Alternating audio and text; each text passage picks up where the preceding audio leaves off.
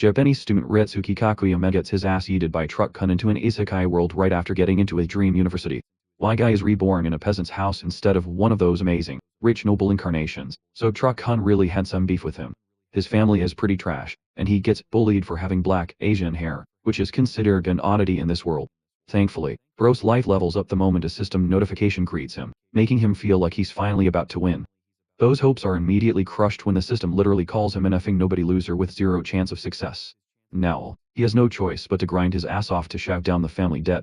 Our boy thought he might excel by becoming the second coming of Da Vinci or maybe a powerful knight, and one day, those dreams actually start to manifest when he runs into a grizzly bear. Ian and his sister's lives are saved thanks to a mage vaporizing that fat Teletubby.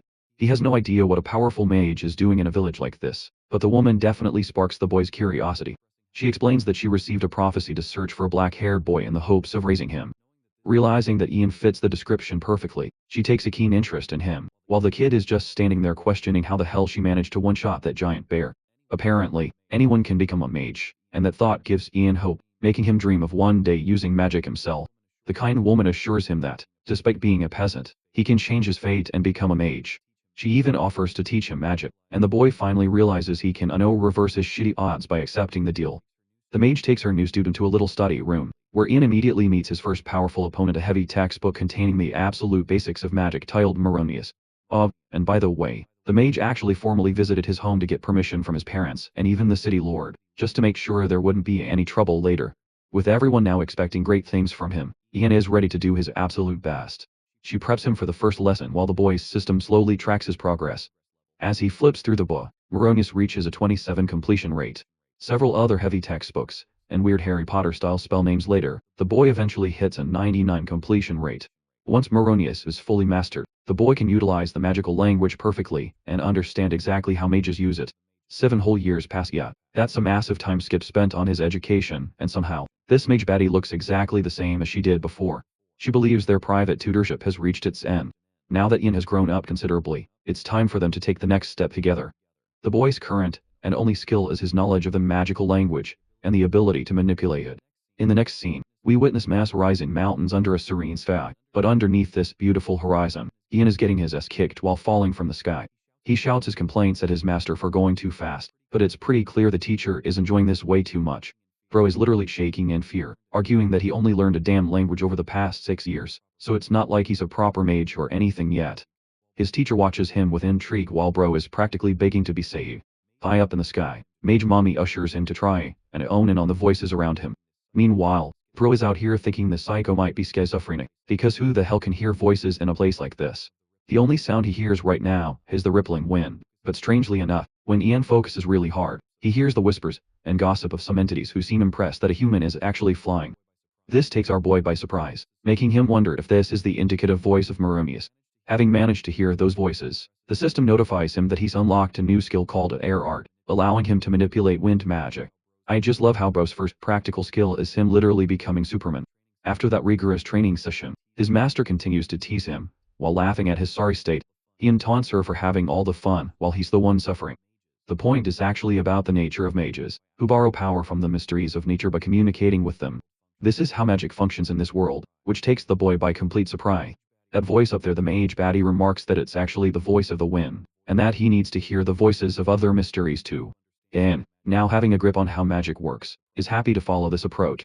Pointing at him with total seriousness, she tasks him with his second mission, understanding water arts. As you can guess, Bro is sent to drown his ass, and become the next Michael Phelps, or practically die in the sea. He can even communicate with the rippling water, and is barely holding it together. Next, his teacher tasks him with frost arts, so he's sent to take a cold plunge in the middle of fucking Antarctica where his balls are freezing. By this point, his teacher is quite hopeful, and pretty much impressed with Bro's learning speed. Meanwhile, our boy is questioning his existence and barely keeping up with everything.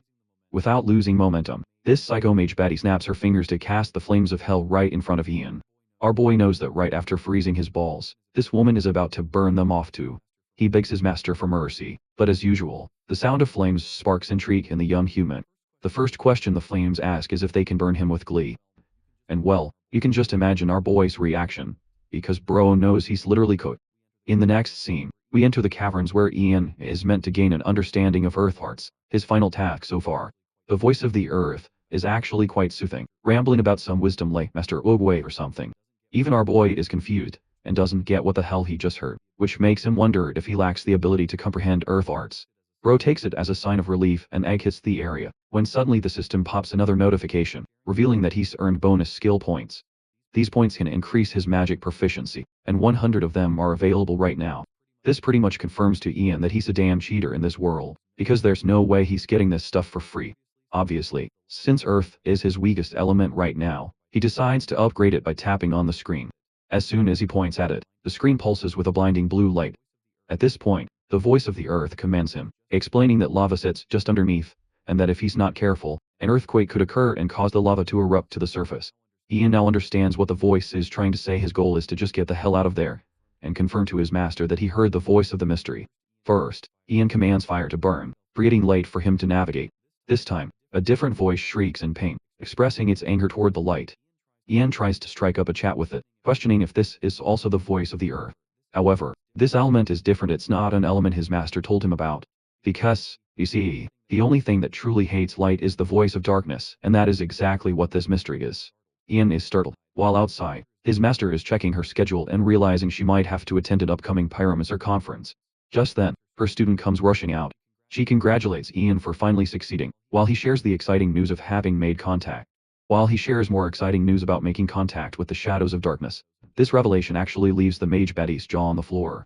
Clearly, she didn't anticipate him connecting with the dark.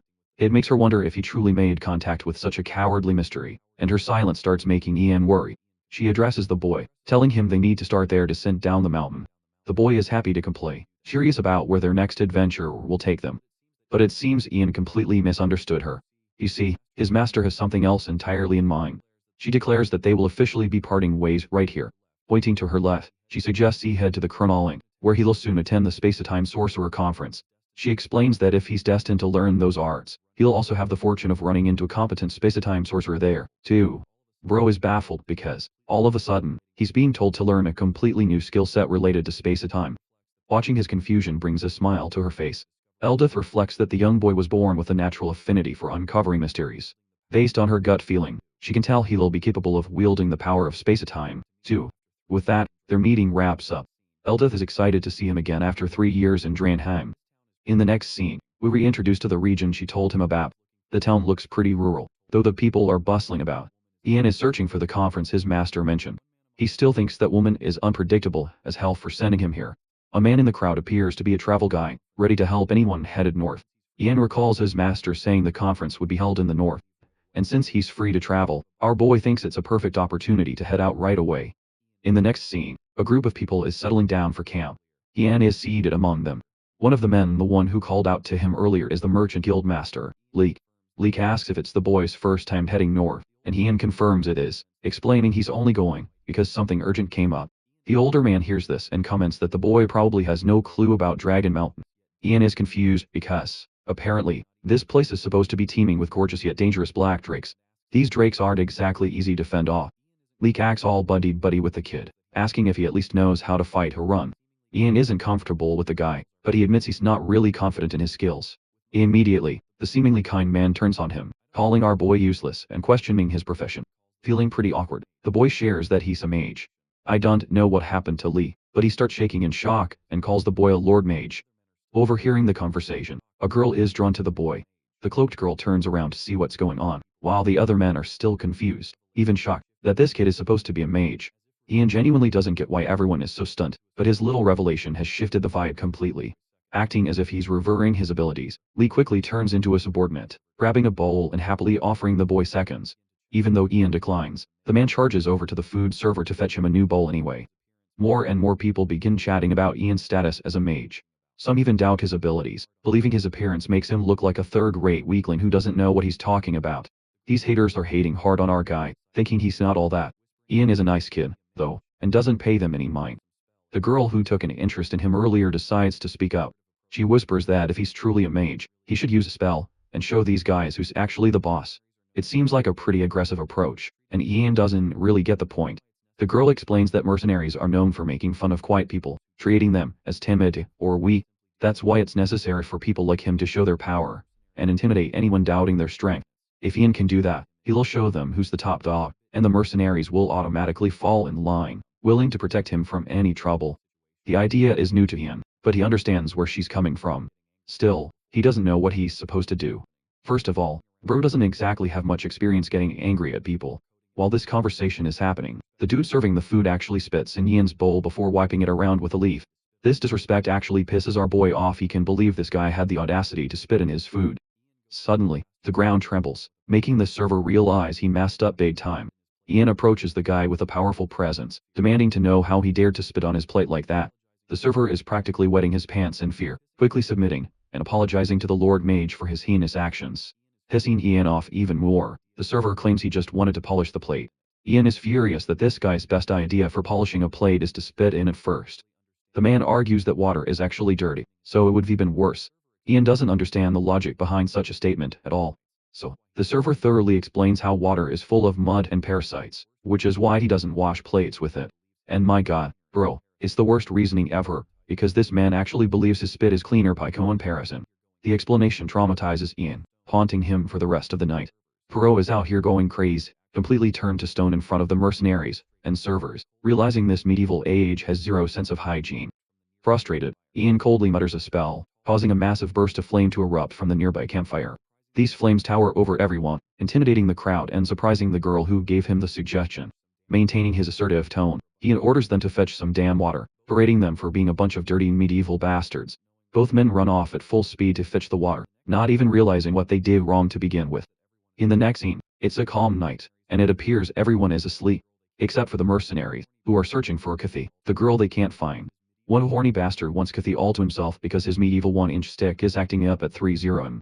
In the distance, he manages to spot her, so the horned dog calls out to Kathy, urging her to come to him. Suddenly, the man notices that Kathy is actually knocked out. She's been abducted by a group of bandits. The mercenaries shout at the bandits, but their macho act fails when one of them is suddenly killed by an arrow to the chest. The mercenaries roar in anger at the aggressors for killing one of their comrades. They quickly bolt into action, aiming to fight these guys off and take them down. The leader of the unknown group treats them like a bunch of small insects. But that's when Kathy wakes up and starts biting the hell out of the dude's back. The guy is forced to throw her down because he couldn't risk his arm getting taken off by her secret biting technique. Kathy struggles to run away while the leader commands his men to chase after her. While she's running away, and all this chaos is unfolding, our boy is sleeping in his tent, still haunted by the memory of these medieval assholes using spit for cleaning. The commotion outside quickly wakes him from his nightmare. A mysterious voice calls out to him, telling him to get up fast. My guy senses the heavy aura in the air before hearing the sound of the mercenaries running toward him. My guy senses the shift in the atmosphere before he even hears the mercenaries coming. Leek is the first one to reach him, breathless, calling out to the Lord Mage and explaining that they were in deep trouble. In the next scene, our boy hits the war zone where the mercenaries are locked in a brutal scrap with a pack of bandits. Their leader is a beast, easily the strongest of the lot, carving through the mercenaries like it's nothing.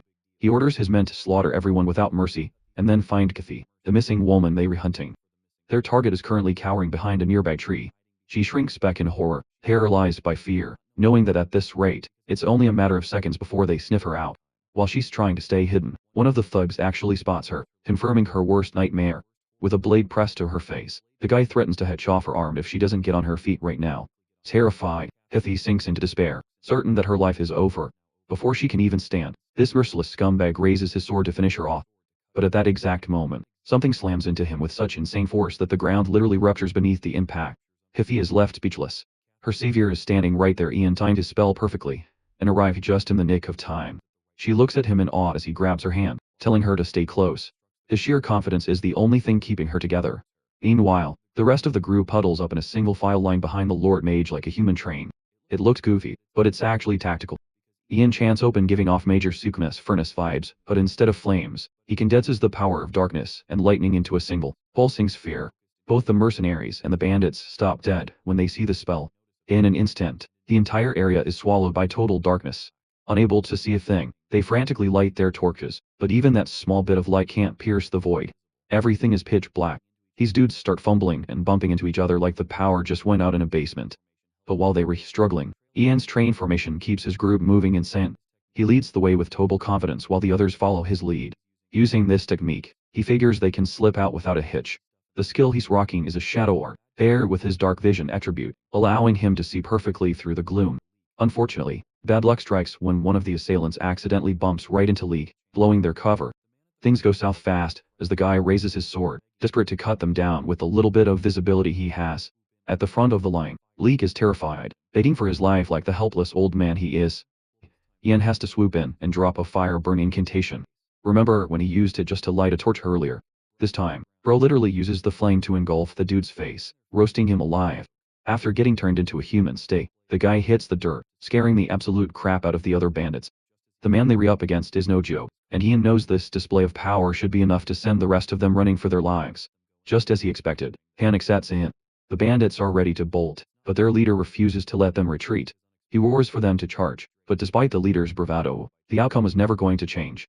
Out of nowhere, a black drake arrives and surprises everyone by chomping the leader's head clean off. Talk about a gruesome exit. That death instills pure, primal terror in the remaining party members, but it doesn't stop there. Even our boy is sweating now. The situation just got a lot more complicated with the arrival of this flesh-eating behemoth. The beast stares curiously at the remaining humans, while snacking on one of their comrades, like a predator that just stumbled upon an all-you-can-eat buffet. The surviving bandits scatter in fear, but the panic is just as real for Ian's group. Leek stutters, pointing a trembling finger toward the drake. Despite his confidence as a mage, Ian doesn't have the experience to deal with something as high-tier as this drake. Ian knows they were staring down total destruction. Meanwhile, the system chimes in, noting that they've encountered one of the primordial mysteries. This automatically unlocks a new skill for him summoning. This allows Ian to communicate with and summon other life forms. It's a pretty convenient power-up considering his current odds against this monster. But it also makes our boy wonder if this beast is really any different from the other mysteries he's already faced. They were all based on different elements, but if he can just manage to communicate with this thing, they might actually survive. Despite his hesitation, Ian takes the gamble and calls out to the drake, who glares back with blood still dripping from its maw. Leek and the others are convinced they were about to be sent to the Shadow Realm, even with Ian there. The mage patiently stares down the beast, which growls back, trying its best to intimidate the human. Mustering some confidence, Ian continues to reach out, knowing that so far, none of the mysteries have betrayed his efforts. The mage introduces himself in the corniest way possible, claiming he's a friend of the drake. Yep, looks like he learned talk no jutsu from Naruto during a secret 7-year task. Anyway, the drake is baffled, and so is Ian's party. Ian is basically trying to explain that friends aren't supposed to kill each other. But I think Bro is forgetting the fact that this thing literally just bit a dude's head off 5 seconds ago. The creature growls back, leaving the others wondering what it's actually saying to the mage. Ian looks confident on the outside, but the hilarious part is that even he doesn't have a clue what the thing is saying. He's just as lost as the rest of them. Right now, he has zero chance of actual communication. So, he spends his remaining points buffing his skills, dumping everything into his summoning stats just to get a shot at understanding it. After boosting the stat, our boy can finally understand the drake's language. Ian tries to confirm it by calling out to the beast once more. But his attempt just hisses the beast off, causing it to roar right in his face for wasting its time. Ian's party is absolutely shitting bricks, but he keeps his cool, and prepares his next move. First, he explains that he has no intention of fighting. The drake scoffs, responding that it would be foolish to even dream of challenging him. Ian assures him he knows that, admitting they'd lose instantly if they even tried to attack. He plays right into the drake's arrogance, making it seem like fighting such a great beast would just be a total waste of time for both parties. The prideful drake assumes the humans are just begging for mercy. Leek and the others are just glad some form of communication is happening, while Kathy waits anxiously. The drake roars that it would indeed be pointless to slaughter such weaklings, which is exactly the opening our boy wanted. Ian starts to think the negotiation is going his way, but there's one small problem: the beast roars that he's in a pretty shitty mood right now, implying he still has no plans of letting them walk. Ian's party is on their knees begging for their lives, while our boy tries to figure out his next move. Ian takes it as a sign that the drake wants them to beat it, but he realizes he might not have a choice but to settle this with a more direct approach. But he doesn't mean fighting. The mage suddenly switches to therapist mode and asks the drake why he's in such a sour mood. Still pissed, the beast shouts that he has zero motivation to explain himself to a human. Ian responds by offering some assistance to help lighten the drake's mood. The offer sounds arrogant to the creature, who thinks it's pointless for a human to try and help. In response, the mage mutters a string of words in the ancient magical tongue, causing the water to soar upward and sprinkle across the area. The sight appears strange to the party, and even stranger to the beast. While Ian surrounds himself with a mystical aura, the beast, intrigued by this sudden display of magic, takes a full interest in the boy. Ian emphasizes that he's nothing more than a humble mage trying to communicate with the mysteries of the world. That's why he just wants to help the drake however he can, seeing as the beast hasn't lashed out in anger just yet. Ian knows he's in the zone. The next step is where the real negotiation actually begins. We cut to the next scene, as midnight falls upon them. The drake's bloodlust has vanished, and he's much more open to a talk. Our boy is just happy he managed to delay an immediate death for himself and his friends. But the real issue comes down to fulfilling the requirements. Ian weighs his option, understanding that the Drake holds all the leverage here, which means the mage has to be the one to make simple demands. A sudden memory of his master flashes through his mind. She once told him that mastering magic is straight up impossible without mastering communication. It's the same reason why building a relationship with the mysteries is essential, friends or not. Every mystery contains its own nature and temperament. The job of a mage is to identify and empathize with those natures, moving in sync with the hearts of the mysteries. In other words, Ian learned that social navigation is a critical skill for a mage. In a life-threatening situation like this, he has the perfect opportunity to prove himself as someone who can swindle a Drake out of a murderous mood. To achieve this, he pulls up the skill window. First, the system shows him a skill called Expert Summoning Management, which is basically everything our boy needs for the current trouble. Normally, this would seem like the quickest choice, but our boy takes his time and finds it really strange that the skill involves feeding the Drake high-quality liquor. Ian is sweating bullets the more he reads these damn system notes, because the next step requires glazing the absolute shit out of the mysteries he's talking to. Long story short, the most helpful advice bro got from the system is to just use alcohol and become one of those simps who glaze thoughts on Twitter. Ian submits in defeat, realizing this kind of task is impossible for a loner like him, while even the Drake is left questioning what the hell this dude is trying to do. Strengthening his resolve, our boy decides he should start by reaching the creature's heart, as it's the only way to make any progress. Ian addresses the Drake, claiming he's prepared a mighty gift for the glorious beast. Curious about the offering, the beast demands he bring it forth at once. Ian calls for Leek, who is startled by the sudden command. Bro quickly tells this old fart to fetch the strongest liquor they have right this second. Moments later, the man returns with an exquisite, premium-looking box of liquor, presenting it to the Drake. The monster doesn't exactly get the purpose of the gift. Even Ian is internalizing his anger, pissed off that this monster is so ungrateful, but on the outside, my guy plays it cool. He explains that it's a precious gift from the human world. Pouring the beast a massive cup, he presents it to the monster. The Drake smells it first, finding the scent peculiar. Suddenly, the beast erupts with anger, questioning if this man is about to pull some fishy 3000 Ike move to betray him. Ian's party is terrified, but my man keeps his poker face and assures the Drake that no fishy business is going on. To prove his words, my guy chugs the whole mug without a problem. Even his party is shocked that he actually went through with it. Ian shakes it off like it's nothing, but deep down, he's stunned by how strong the stuff is. The Drake is a bit annoyed that the liquor smells so bad, so he plugs his nose to avoid it. The mage assures him it'll make him feel better if he just gives it a try. The monster stares it down. A tiny little mug surely couldn't do anything to him. With a bit of boldness, he lets his tongue out for a small taste while Ian's party prays for their lives. Suddenly, the Drake turns into a squirming little girl. He clearly didn't expect this outcome. Even though the taste isn't exactly pleasant for a wild beast, the substance is addicting. Finding the perfect lead, Ian suggests the beast try another one too. As the night goes by, this thing gets literally drunk as hell. Swallowing massive amounts of liquor, the Drake is in a giddy mood, and has found a new addiction. But our boy is questioning how the hell this bastard is still alive after draining 7 whole barrels. Ian and the Drake have become total besties, both discovering just how heavy of a drinker this beast is. Earlier, our boy had planned to escape while the big bad lizard was asleep, but that's not happening anytime soon. Instead, Ian is chugging the same liquor himself when suddenly, the Drake brings up the mage's earlier request to find out why he was in such a bad mood. The drunken Drake starts weeping and gets all teary-eyed like a sentimental schoolgirl, confusing our boy. Apparently, the Drake is annoyed that his nest is in a garbage location compared to the others. Despite that, his partner told him she felt at peace there. Bro is literally weeping over his girlfriend. Meanwhile, Ian is reflecting on how in the flying fudge this ugly-looking Drake managed to secure a lady when he doesn't even have one. The creature wallows in pain, explaining how his partner eventually started getting teased by the others, which made him feel guilty on her behalf. In his anger, Bro actually broke up with his own girlfriend. It's hilarious, because Tough Guy's roar wakes up Leek and the others, then promptly puts them back to bed by reaping their souls. Well, Ian can understand the feeling. The Drake is mourning the loss of a lover just like a human. At the same time, a plan comes to mind to change things for the better. He calls out to the beast, explaining that he could use magic to fix that wretched nest. The monster is shaken by the support. Ian chimes in and asks for something in return, one simple favor by the next morning. Ian walks around, while Leek is still daydreaming some shitty romantic dream. Our boy taps this timid clown's head and gets triggered that the old fart isn't waking up. Ian threatens to snap his finger if he doesn't wake up immediately. Bro looks at him with the most JoJo-esque Giga Chad expression ever. His glare terrifies Lee, causing him to scream and wake up, while the rest of the group topples over because of him. All this time, Ian has been dragging their asses together on a cart, because they all fainted the moment that dragon let out a roar. Kathy thinks she made a mistake tagging along with these guys, while the others ask if the drake has already gone back to its nest. They hug each other for comfort, terrified the monster will come out any second and slaughter them. Ian assures them that the dragon is at its nest waiting for him. He's already made a deal with the creature to save his friends' lives. Just hearing that makes these clowns suddenly turn into his #1 fans, while Ian is left wondering if he should have just left them to die. Back then, he told the monster he'd fix its nest in exchange for their lives.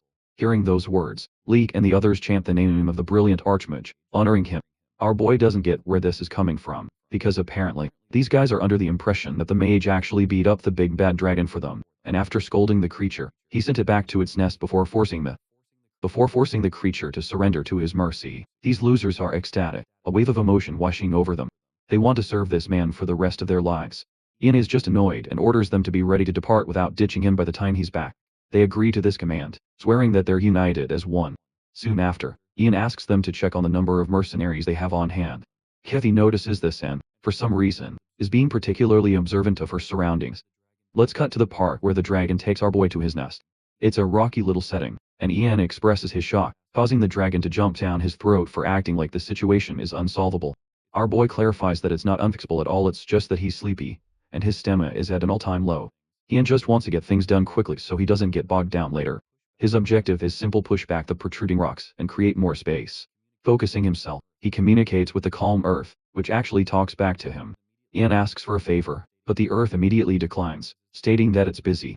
Bro realizes that this thing is not happy with him at all. While the anxious dragon demands immediate updates, the mage explains that the earth isn't even listening to him, so he's going to try again once its mood improves. He understands that the earth is only going to be angrier if he makes a second request. The dragon argues that if that's how things are, then it just can't be helped. Instead of getting angry with the mage, the dragon actually thanks Ian for even giving it a shot for someone as miserable as him. Even our boy gets in his feelings while the dragon asks for his name. Ian introduces himself, and the beast introduces itself as Longtail. He wants the two of them to be friends, so our boy holds its paw, creating a new bond and confirming the summoning requirements for this beast. The system assures him that he can use the monster anytime he wants. But even then, he feels shitty for being unable to do anything for his friend.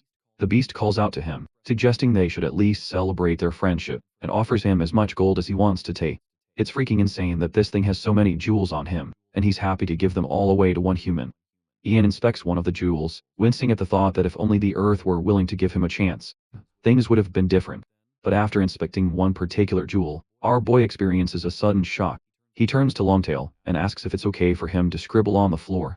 The beast is confused but allows him the opportunity. Moments later, Ian carves out a gorgeous magic circle with a jewel at its heart. This is the same method his master taught him, a technique used to convince a mystery by using magic circles. Longtail has no idea what this mage is trying to do, but our boy assures him that this is going to be good. This time, he calls out to the earth once more, urging her to move the rocks and smooth the walls for him. Interestingly, the jewel on the circle reacts with a blinding light, and indeed, the walls start to move in accordance with the mage's desire. Longtail is blinded by the light, but by the time he gazes back at his nest, it has been gorgeously crafted into a divine masterpiece. Ian explains that it's his return gift as a friend, and the little dragon is ready to burst into tears. The lair looks metal as hell, and even smells amazing. Longtail questions if this, too, is the beauty of magic, and holds the human's hand. This time, the dragon won't feel any shame presenting his new lair to his girlfriend, and even the children they'll eventually have will feel safe. Ian didn't ask for the to me, but he's happy to help. Except, a backlash from his technique fires back on him. His body shivers and he experiences a sudden headache. Before he can comprehend what's going on, the mage faints in front of the dragon after his nose starts bleeding. In other words, my guy fried his own brain for this technique, and he doesn't even have a reversed curse technique to heal his brain like Gojo Sator. Panicking, the dragon comforts his buddy, who is still gasping for breath. The beast has no idea what to do when suddenly Kathy roars for her friend, and comes rushing toward him. The dragon is a little confused, while she's frightened for her life, thinking he's about to eat her. She stops dead in her tracks, while the dragon looks at her with a death glare, thinking she might be some kind of enemy. Kathy trembles, but softens up, expressing that she's just here to talk. Then, she begins making the same stupid signs our boy made earlier to show that she's a friend. With much difficulty, the beast finally understands what she means. They both look toward Ian, who is still in pretty rough shape and barely hanging on. By nightfall, our boy is brought out under the night sky. When he wakes back up, he instinctively reaches for his phone as if he were still on Earth. Hilariously, instead of grabbing his phone, the dude ends up holding this chick's hand, questioning how the heck his phone got so soft or turned into a gummy. The squishy, Soft sensation genuinely doesn't make any sense until Kathy directly asks if he's awake, because bro is doing some really sus shit right now. Ian, now flustered, embarrassingly jumps out of her lap, confused as to what the hell she's doing there. At first, my guy thinks he's dreaming, but she explains that she was looking after him after he collapsed. The ringing headache still bothers him, while she advises him to try and rest.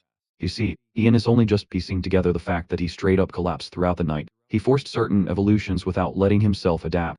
Kathy looks at him, confused, while he's out here questioning if she managed to overhear everything. Bro's genuinely embarrassed and covers his face, looking like a total mess. He asks about Longtail, but apparently, that overgrown lizard left, making our boy wonder if he's out chasing his girl.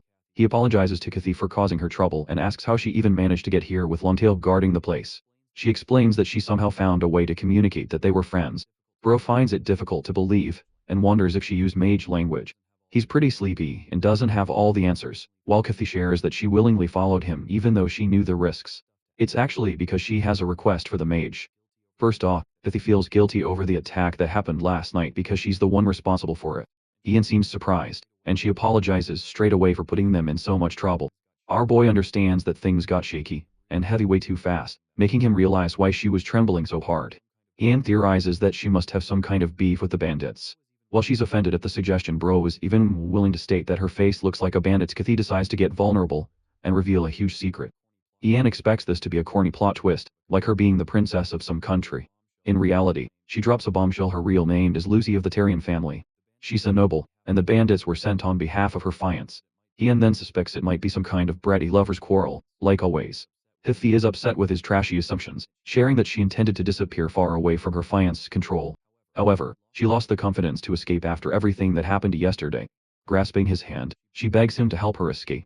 Ian is a little overwhelmed by her suddenness, questioning what she's even running away from, or if it's really that bad. The girl emphasizes that her family, the Tarians, are a baronial house that governs the Fiendlep region. However, because they had a shortage of knights to defend them, they were constantly at risk of being attacked. Because of that, a territorial war was always looming over them, threatening the very destruction of their family. In haste, she was married off to a knight who was once a mercenary captain as a means to control the situation. Because this man had insane influence in his mercenary team back when he was active, all the threats facing their family vanished. Things seemed fine at first. The guy seemed okay with his position as the son-in-law of the Tarian family. But then, things collapsed quickly. He went mad in his thirst for power, thinking that he could do anything. This guy had even started picking up random women, treating her with utter disregard and hatred. Things had gotten to a really terrible point, causing her parents to demand a breakup of the engagement. However, things did not work out well for them either. With a heavy heart, she reveals how this bastard poisoned her parents. Ian is shaken by this revelation, while the helpless girl shares how this scumbag thought he'd lose his power, so he made his point by poisoning her family. Even our boy thinks this dude is a generational shithead for doing all of that, while Lucy reasons that the guy will forever remain a commoner. Which is why he's forcibly trying to inherit the family's name and rank. She only managed to escape thanks to the help of a servant, refusing to marry that man, but she knows that he'll keep coming after her. Her one true desire, as a helpless girl with no one to turn to, is for Ian to help her reach safety and escape him. The mage understands her situation all too well. Our boy can feel the kind of violent figure this man truly is for going to such lengths so much, so that he's willing to kidnap his own fiancée. It's a complicated affair, and though he has no idea how these medieval processes affect his work, he can empathize with her. Lucy begs him, pleading with him on behalf of her family, hoping to reward him with anything. Still, one question bothers our boy: why him? Because he could always betray her, too. Lucy fires back that she's got nowhere else to turn, because nothing is worse than that man. She's even willing to offer him everything in return for her freedom. In fact, this woman is so desperate she's ready to help him take the rank of a noble by becoming a part of the Tarian family. Even though later, there comes an offer from a little princess saying that she would marry a commoner and a farmer's boy like him. And this is truly an incredible chance for a farmer's son to become connected with the nobility in a world like this. Ian still cannot decide what he truly wants for himself. If that happens, he would become part of the nobility, but he would no longer remain the disciple of Aladith, and would not live the life of a mage the way he always wanted to. Maybe that kind of life would still be fine for him, and on the other hand, it could also be a good way for him to live as a nobleman while dealing with politics and power. Right now, he stands at a crossroads regarding his destiny, and the kind of person he truly wants to become. Whether he should live as a nobleman, or continue as a mage. Still, he was born into a fantasy world for a reason. So, he believes he should use this opportunity to push his magic to its absolute limits. By helping Lucy, he should be able to gain experience as a mage while also earning enough money to support himself with stable expenses. Because of that, he decides that from now on, he will drive away all the kidnappers, and simply allow everything else to follow its natural course. He clears his throat, and tells Kathy that she should probably ask someone who can use a sword far better than him, because a mage is not exactly a warrior, and he cannot do much for her during moments of danger. Even so, he still agrees to help her as long as she is willing to pay him. And after that, everything that happens will depend on him. Kathy immediately bursts into tears of joy, and becomes deeply grateful for his help. She throws her arms around Ian, and Ian feels a wave of sympathy for her as he quietly allows her to cry her heart out against him. Meanwhile, Drake is lazily sunbathing when Ian and Kathy finally step out of his cave. Drake instantly becomes excited when he sees his friend again, and he happily tells Ian that he looks good. Ian responds by saying that they are heading down the mountain because everyone is waiting for them below. Hearing this, Drake says that both of them should climb onto his back because he will take them there himself. Ian jumps onto him without even hesitating, but Kathy remains nervous and uncertain for a moment. Drake then calls her Ian's girlfriend and tells her to climb on as well, but Kathy completely misunderstands his words, and immediately begins trembling in embarrassment. While Ian quickly explains that things are not like that and that the two of them are not together, Drake still does not seem convinced because, they honestly look like a cute couple. Kathy remains confused by the entire situation, but Ian tries to calm her confusion and asks her to climb on behind him. Seeing Ian in that moment, looking like nothing less than a true hero, she finally decides to trust him. She climbs onto Drake and wraps her arms tightly around Ian. At the same time, the merchants are arguing among themselves while speaking to Leek. Some of them insist that they should pack their belongings and leave immediately, because they believe the dragon must have already killed Ian by now, and staying any longer would only put them in danger. However, the merchants are divided, and both sides keep arguing over completely different choices. One side wants to stay and wait for the powerful mage, while the other side desperately wants to leave and head somewhere safe. Leek thinks silently for a while before finally opening his eyes and declaring that he gave Ian his word that he would wait for him. And because of that promise, he is going to stay no matter what happens. A merchant who supports his decision immediately shouts with joy after hearing that they are staying. However, only 10 minutes later, a group of bandits suddenly attacks them. The bandits capture everyone and aggressively demand to know where the girl traveling with them is located. Leek becomes confused and asks what girl they are talking about, but one of the bandits explains that they mean a beautiful young woman with dark blue hair and warns Leek that pretending to know nothing will not save him from the situation. Leek suddenly realizes that they are talking about Kathy, but when everyone turns around, they discover that she has not been near them for quite some time. The bandits immediately assume that all of them are lying and begin threatening to kill everyone, while the terrified merchants scream in fear. Then, suddenly, Leek realizes that their protector and savior, Ian, has returned. Everyone quickly turns around and sees Drake charging toward them at incredible speed, while Ian and Kathy ride on top of him. One of the bandits nervously asks if the woman riding there is the girl they are supposed to capture, but panic already begins spreading among them, because the creature is rushing toward them at a terrifying speed. The moment they finally realize that it is not a dragon, but a Drake, they immediately abandon everything and run for their lives. Once the bandits are finally gone, Leek is deeply grateful that Kathy is safe, although he is also furious, because if it had not been for Ian, she would have ended up in terrible danger with all the bandits and the people hunting her down. One of the merchants asks how those men even managed to discover Kathy's whereabouts in the first place, but that mystery has to wait for another time because none of them understand how the pursuers begin tracking her the moment they arrive. None of them can understand how people who follow the same heavenly God church can be so cruel either. Hearing the church's name makes Ian pause because he has not heard it in ages, and he knows it is one of the great religions of the world. Its doctrine strictly forbids enslaving fellow believers. Even so, human traffickers and criminals have ignored those commandments for years and continued selling and exploiting people anyway. For years, they have continued selling and exploiting people without a second thought. More importantly, even after witnessing a mage's power and seeing Drake with their own eyes, those bandits still refuse to abandon their pursuit of Lucy. Ian realizes he is dealing with desperate, stubborn people who are willing to risk everything for a payday, and that thought unsettles him. At this rate, they will eventually track Lucy down for sure. That possibility terrifies him, because he knows he cannot handle a large group of enemies all at once. Because of that, he asks Drake for a favor, and Drake instantly agrees without hesitation. Ian asks him to drive away the men from earlier, and if necessary, even kill them. Drake's eyes sparkle with mischief the moment he hears that, as he is eager to do anything for his new friend. Without wasting another second, he rushes off to deal with the pursuers. Ian understands that killing people is terrible, yet this is a medieval fantasy world where killing and being killed are just parts of everyday life. If he wants to survive in this world, he has to adapt to it as well. Suddenly, his head begins spinning again because he has once more overused the Maronius language. Kathy immediately rushes to his side and grabs him before he can collapse onto the ground, begging him not to push himself so hard. Leek notices the scene instantly, and his eyes practically sparkle with mischief as he starts teasing them, asking whether they are dating. Both Ian and Kathy react with complete horror at the idea, which only makes Leek grin even wider. Soon after that, they continue their journey once again. During the trip, Ian repeatedly receives notifications informing him that Drake has eliminated another human. By the end, he receives 11 separate notifications in total. He admits to himself that it is surprisingly convenient for the magic to automatically report back to him, although it frustrates him that he cannot openly summon Drake in front of everyone else. Suddenly, Drake contacts him through telepathy, and announces proudly that he has driven away every suspicious person he could find. Ian thanks him sincerely for protecting them. Drake simply replies that he only did what would make his friend happy. Then, Drake asks whether Ian is truly leaving, because he hates saying goodbye, though he admits that this is farewell for now. Ian understands that Drake cannot leave the mountain range, and that realization saddens him, because it means they may not see each other again for a long time. Drake thanks him once more for everything he has done, but before ending their conversation, he suddenly brings up the mystery of the Phoenix. Naturally, Ian becomes interested immediately. Eventually, they arrive at Riverville, and Ian keeps thinking about Drake's words regarding the Phoenix.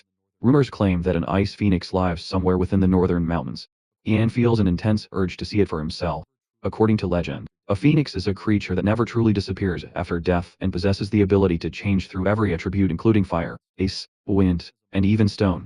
It is known as a monster with extraordinary adaptability to any environment, and Ian quietly wonders if it might somehow be possible to create one. As they reach the gates, Leek and the merchants announce that they intend to meet the lord of the village and ask Ian and Kathy whether they would like to accompany them. Ian immediately decides against it if Lucy wants to escape safely. Then staying away from powerful nobles and high-ranking officials is probably the smartest option. Because of that, he says the two of them plan to rest at an inn before continuing their travels. Instantly, the merchants begin teasing Ian and Kathy again, and this time Kathy happily plays along by claiming that she is exhausted as well. She even clings to Ian in such a convincing way that Leek immediately starts shipping them once more, nearly blushing from excitement. After separating from the merchants, Kathy admits that pretending to be with Ian has made things much easier because it keeps annoying people from bothering her. Although Ian is far less enthusiastic about the arrangement, he then asks why she behaves so politely toward commoners, when he himself is nothing more than a farmer's son. Kathy replies honestly that she admires him now and sees no reason to treat him poorly. Ian thinks about her words for a moment, and realizes that he also wants to remain approachable and kind no matter what happens, while Kathy silently admires how naturally polite Ian is, and wishes she could become more like him. Ian then asks what her plans are moving forward, and Kathy explains that she intends to seek out Count Kitna. Apparently, the Count is her uncle on her mother's side, and she believes that if she explains everything, he will definitely help her. Ian immediately asks whether they were even close, and Kathy admits that they were not exactly distant from each other. Even so, Ian cannot help feeling suspicious, and points out that she should not blindly trust an uncle who was not even especially close to his own sister. Kathy becomes offended immediately, and demands to know how Ian could possibly suspect her uncle, insisting that there is nothing in the world he would not do for her. Ian eventually relents, and decides that if she trusts him that much, then perhaps she is right after all. The moment he agrees, Kathy suddenly shifts into a teasing mood again, and jokes that if a mage as impressive as Ian proposed to her, she would gladly marry him and accompany him to the Count as his wife. Ian immediately shuts the idea down and reminds her that their agreement ends the moment they safely reach the Count. Kathy pouts, and calls him cruel for rejecting a noble woman willing to marry him. Ian casually replies that there are plenty of women in the world besides her. Kathy instantly grows irritated by that answer and storms ahead toward the inn in frustration. When they finally arrive at the inn, Ian hands over a bag of gold to the receptionist, and pays for a room and a bath for the night. The amount is more than enough for both of them. The receptionist then casually asks whether the girl will also be taking a bath, but the moment Kathy hears that question, she becomes horrified and hurriedly insists that she is perfectly fine without one. Ian initially assumes she simply dislikes bathing, and thinks she is already filthy enough to need one badly, but after a moment, he realizes the truth. Public baths in this medieval world are completely exposed, and Kathy is obviously uncomfortable with the idea of bathing publicly in front of strangers. Understanding her hesitation, Ian simply tells the receptionist that he alone will use the bath. Kathy immediately lets out a relieved sigh. Unfortunately, while this conversation takes place, 3 suspicious people sitting nearby quietly observe Kathy the entire time. Ian notices their stares at once, and instantly becomes protective. He quickly tells Kathy to pull her robe tighter, because people are watching her too closely, and he does the same himself to avoid attracting further attention. However, by that point it is already too late, because those strangers have clearly fixed their eyes on Kathy and have no intention of forgetting her face. On the other hand, the men watching Kathy are entertaining disgusting thoughts about her. It is the first time they have ever seen someone as beautiful as her to them. She looks almost like an angel descended from heaven itself. What irritates them even more is the fact that she is traveling beside a skinny, black-haired boy like Ian, and in their minds, someone like him does not deserve to be near a woman like her. They exchange mischievous glances with one another, and quickly come to the conclusion that since Ian and Kathy are clearly not planning to stay at the inn for very long, they need to act immediately if they want a chance to take her for themselves. Their intentions are vile from the very beginning, and they decide that today is their lucky day. They decide that today is their prime opportunity to make a move. While they continue plotting amongst themselves, elsewhere inside the castle, the Lord of Riverdale is speaking with Leek. During their conversation, Leek suddenly realizes that this is the perfect chance to earn the Lord's favor, and perhaps secure a safe stay within the castle walls. Because of that, he begins flattering the Lord relentlessly, piling on the praise until the man grows visibly pleased, his arrogance swelling from the onslaught of compliments. Once he feels the timing is right, Leek finally reveals that they encountered a mage during their travels. He excitedly recounts everything from how the mage managed to tame a dragon to how he saved every single one of them from a gruesome fate. Leek even lets slip that the mage is currently staying at an inn right there in town. The moment the Lord hears this, his expression shifts completely. Instead of excitement, he is struck by immediate dread. He thinks about how disastrous it would be if such an unpredictable mage suddenly lost his temper and unleashed a dragon upon his territory. Not only would his people suffer, but the situation is already volatile enough, because another troublesome force is currently stationed within Riverdale. That force is the Holy Santiago Knights, a fanatical order devoted entirely to serving God.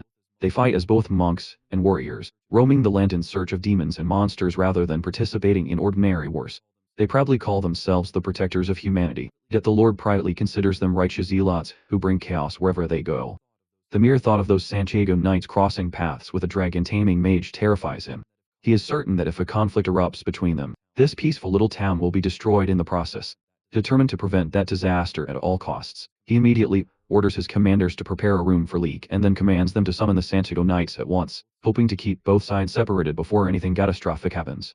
Meanwhile, Ian and Kathy are sitting together eating breakfast at the inn. After finishing his meal, Ian announces that he plans to take a bath, and casually tells Kathy to head up to the second floor once she is done eating.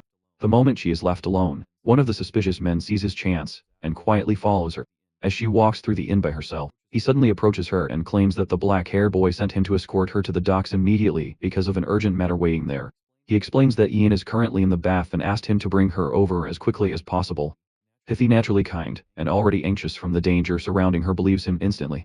Her thoughts immediately jump to the possibility that the bandits have returned to kidnap her again, so she hurriedly follows the stranger without questioning him further. However, when she catches a glimpse of Ian peacefully bathing, she instantly realizes that something is terribly wrong. Unfortunately, by the time that realization hits her, it is already too late. Someone suddenly throws a cloak over her face. Ian notices the movement immediately. Just as one of the men attempts to attack him, the man suddenly loses his footing and crashes down, tripped by Ian's magic.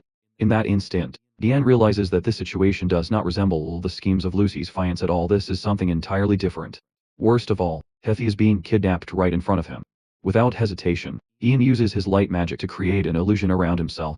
He possesses many strange abilities and mysteries he can draw upon, and for now, light is the easiest one to use. Yet, at that very moment, something unexpected happens. Shadows begin creeping toward him as if they were alive, almost inviting him to play alongside them. When Ian opens his eyes again, he realizes that darkness itself has instantly become his new ally. He gathers the shadows around him and unleashes them upon the kidnappers. Darkness pours from his eyes as the shadows engulf the men completely. However, before he can continue, he notices reinforcements arriving nearby. He cannot believe that common criminals would possess such organized backup. As he violently demands to know where they took Hethy, the terrified man admits that he genuinely does not know. Suddenly, Ian feels the cold edge of a sword pressed against his back. A stern voice orders him to stand aside, while another man questions him about the darkness from earlier and asks whether Ian was the one controlling it.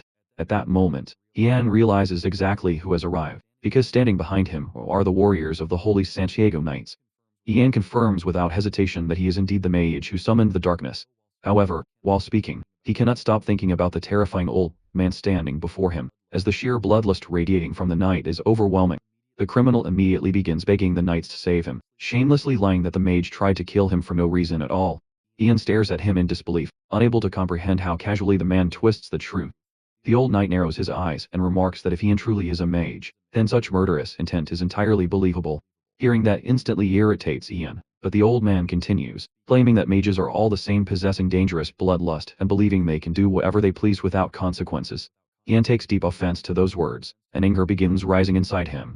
However, Before he can respond properly, the old man speaks with such authority that Ian realizes something important about this world here. Having a foul mouth and an overwhelming presence is often treated as proof of strength and skill. Even so, another knight suddenly steps forward and declares that regardless of Ian's abilities, it does not excuse him for using wicked magic. Ian pauses at those words while the knight explains that surrounding himself with darkness is an act of turning away from the heavens and rejecting the light of the sun. According to him, hiding within the darkness is nothing more than the behavior of a coward. Ian thinks carefully for a moment before clearing his throat and calmly arguing back that the laws of heaven allow both day and night to coexist. He then asks them if heaven truly belongs only to the light, then why does night exist at all? The moment those words leave his mouth, the knights fall into complete existential confusion. Their expressions shift dramatically as they try to process his argument, and soon many of them become strangely fascinated by him. They realize this young mage possesses a level of intelligence far beyond what they expected. Taking advantage of the silence, Ian politely asks them to excuse him, because his sister has just been kidnapped and he desperately needs to rescue her. Instantly, the knights realize the criminal had deceived them from the start, and every one of them turns toward the lying man with fury in their eyes. The old knight then orders a man named Dietrich to keep watch over the criminal before marching toward the inn himself. As an apology for wasting Ian's valuable time, he declares that he will personally help rescue Ian's sister and ensure her safety. Soon afterward, they arrive at the docks where the remaining kidnappers are attempting to smuggle Kathy away on a boat. She is tightly bound inside a body bag while the men hurry to escape before anyone catches them. The knights instantly recognize what is happening and become furious because the criminals are already preparing to flee. Meanwhile, Ian notices something crucial about the timing the sun is beginning to set.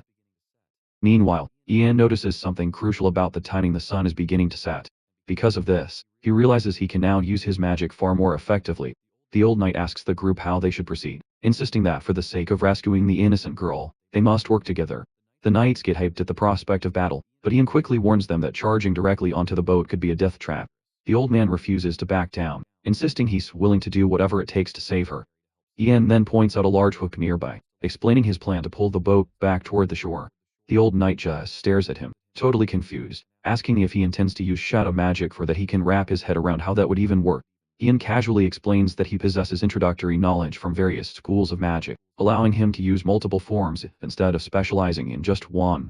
This leaves the old knight even more baffled throughout his life. He's only seen people dedicate themselves entirely to mastering a single element rather than juggling several at once.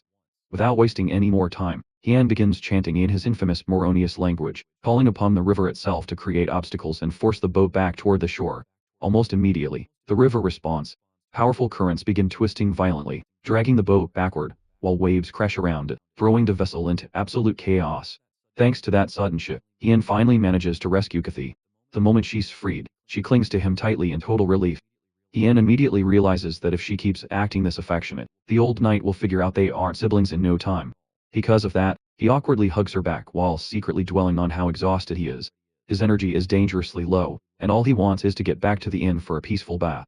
Unfortunately, Ian has no idea yet that in this world, something as simple as enjoying a quiet bath is nearly impossible for someone like him. Meanwhile, back at the castle, an emergency letter arrives. As it turns out, Bernard, the eldest son of Riverdale, along with Hansen, the Knight of Riverdale, are already rushing toward Ian's location.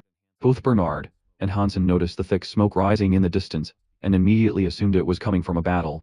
They started worrying that the Lord's fears were coming true, that the knights and the mage had already escalated into a full-scale conflict within the region. Hansen secretly thinks the whole situation is already a massive hack, especially since he's been forced to drag the sheltered young master along. Seeing the look on Bernard's face, he's even more convinced that bringing him was a terrible idea. He's exhausted from constantly babysitting such a spoiled brat. However, when they finally reach the source of the smoke, they discover it's not a battle at all. Instead, the knights are actually assisting Ian while he takes a bath out in the open, a situation that has Ian himself feeling extremely uncomfortable and nervous. Bernard and Hansen burst onto the scene, but Hansen quickly tells the young master to stop in his tracks the moment he realizes nothing dangerous is happening. It is, quite literally, just a bath. Both of them stand there utterly dumbfounded. Neither can fathom how anyone could casually bathe outside in the open like this. Even so, Bernard remains suspicious, convincing himself there must be something deeper going on beneath the surface. He begins scanning the area intensely for any hidden meaning or secret behind the scene. Suddenly, he starts shouting that as the son of the Lord of Riverville, he has every right to a complete explanation of everything happening here, demanding a full briefing. He immediately throws a childish tantrum, while Ian watches the whole scene with an increasingly uncomfortable expression. The old knight, whose name is Elder, calmly offers to explain the situation, but Bernard arrogantly cuts him off. He snaps that he wasn't asking Elder anything he wants Ian himself to answer. His disrespect toward Elder is blatant. Bernard then proudly introduces himself as the heir to the family before rudely ordering Ian to get out of the bath and show him some proper respect. Ian immediately realizes this behavior matches something Kathy once told him about. In this world, nobles apparently practice a strange tradition known as mage baiting, a custom where they intentionally provoke mages to test their power and temperament. If a mage silently tolerates the insults, people view them as weak, but if the mage reacts with fierce anger, they are acknowledged as truly powerful. Realizing that Bernard is likely trying to provoke him on purpose, Ian refuses to obey his demands. Bernard instantly explodes into another fit of rage, screaming about how Ian dares to defy a noble like him. Ian fires back calmly, stating he has no obligation to listen to a spoiled little boy. Furious beyond belief, Bernard orders his knight to capture the mage immediately, although the knight himself seems more interested in calming the brat down than actually attacking Ian. At that point, Ian decides enough is enough. He admits to himself that he could tolerate the childish provocation from earlier, but being treated like a fraud crosses the line. Rising from the bath, he unleashes both his dark and light magic at once, causing trash bins, axes, and other nearby objects to float ominously in the air around him. Hansen quickly tries to smooth things over by apologizing for the young master's disrespect and assuring Ian that they fully acknowledge his strength now. Ian finally relaxes slightly, believing this display should be enough to make Bernard back down. Unfortunately, he's dead wrong, as the kid immediately erupts into yet another tantrum. This time, Ian genuinely begins to fear that the spoiled noble might actually try to have him executed, leaving him with little choice but to cooperate for now. The following day, Ian visits the castle, where the Lord of Riverville personally shares tea with him and apologizes for the trouble caused by his son's behavior. Ian politely replies that he should be the one apologizing, as he may have taken things a bit too far himself. The Lord then asks if Ian arrived with his companion, but Ian explains that she has other matters to attend to, and is staying at the inn for the moment. In reality, he knows Kathy is staying under the protection of the knights for her own safety. The conversation soon shifts toward Ian's background, and the Lord asks for the name of Ian's master. Ian answers that his master is Lord Aledith, a name the Lord of Riverdale immediately recognizes. He explains that Aledith is known as one of the rising stars of the academy. Curiously, he asks if Ian's master ever spoke about the South, where the Magic Academy is located. Their discussion then drifts toward politics, with the Lord asking if Ian plans to travel toward the Principality of Palgar or the Principality of Roxolin. Ian admits he has no idea what those places even are, prompting the Lord to explain that tensions between the two territories have been growing increasingly dangerous lately. Apparently, the Principality of Palgar has begun setting its sights on Roxolin, and Ian quickly realizes this likely means war may soon erupt between the nations. The Lord then asks if Ian plans to head south as well, but Ian explains that he is actually traveling east in search of a certain mystery. Ian explains that he's actually traveling east in search of a specific mystery. Hearing this, the Lord decides to offer him a gift. Ian is a bit confused when a chest is suddenly placed in front of him, but the Lord encourages him to open it. Inside, Ian discovers a staff resting in the velvet. The Lord explains that the staff once belonged to a renowned aeromancer, and is called Wingsgate. As Ian carefully picks it up, he instantly notices how perfectly it seems to suit him. Although it looks like nothing more than an ordinary staff on the outside, holding it feels like finally obtaining the perfect prop for a real mage. He genuinely appreciates the gesture. The Lord explains that the gift should be considered a token of gratitude for Ian forgiving his son's outrageous behavior. Ian sincerely thanks him and happily accepts the gift. However, the moment he returns from the meeting, he suddenly hears someone desperately screaming his name. Ian instantly goes on high alert. Kathy rushes toward him in a panic and announces that something terrible has happened. She then reveals a raven that she has trapped. Seeing that it is only a bird, Ian finally calms down, and Kathy smiles in relief. The old man explains that a hunter caught the bird earlier that morning, and was planning to cook and eat it, but Kathy stopped him and took the crow away before he could do anything. Ian realizes that Kathy is completely serious when she explains that, to her, the bird reminds her of Ian because they both have black hair. Somehow, it feels like fate itself brought the crow to them, so she could never allow someone to eat a raven like that. Kathy is practically glowing with excitement while Ian apologizes to the old man for all the trouble she has caused.